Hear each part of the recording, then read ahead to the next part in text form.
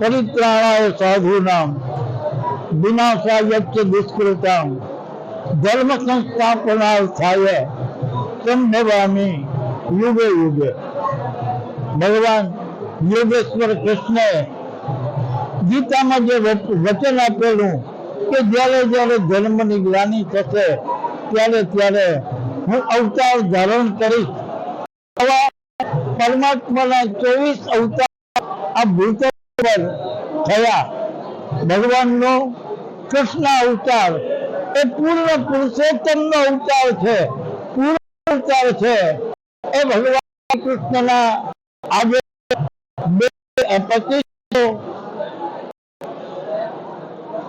5251મો આ જન્મોત્સવ ભગવાન દ્વારકાધીશજીના પટાંગણમાં ઉજવાઈ રહ્યો છે।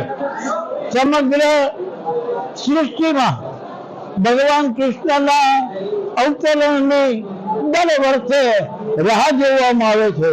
દરેક વખતે માણસના મનમાં એવી ઈચ્છા થાય કે ક્યારે ભગવાન કૃષ્ણ પ્રગટ થાય, ક્યારે અમે એમના દર્શન કરીએ। એવો આ કૃષ્ણ જન્માષ્ટમી ઉત્સવ એ દ્વારકામાં ઉજવાઈ રહ્યો છે। સવારે મંગળાથી પ્રારંભ કરી ભગવાનના ષોડશાભિષેક પૂજન થયું, અમૃત અભિષેક થયો, સુંદર શ્રૃંગાર થયા, શૃંગાર આરતી થઈ। હવે રાજભોગના દર્શન થશે અને સાંજે ઉત્તાપનથી કરી સંધ્યા આરતી અને શયન આરતી સુધીના દર્શન થયા બાદ પુનઃ સાંજે ઠાકોરજીનો અભિષેક થશે, પૂર્ણ શૃંગાર થશે અને મહાભોગ પરમાત્માને અર્પણ કરવામાં આવશે અને બરાબર 12 વાગ્યે સમગ્ર દ્વારકા એ કૃષ્ણમય બનશે અને દ્વારકાધીશના પટાંગણમાં અમારા સૌ ઉગડી ભાઈઓ સાથે મળી અને નંદ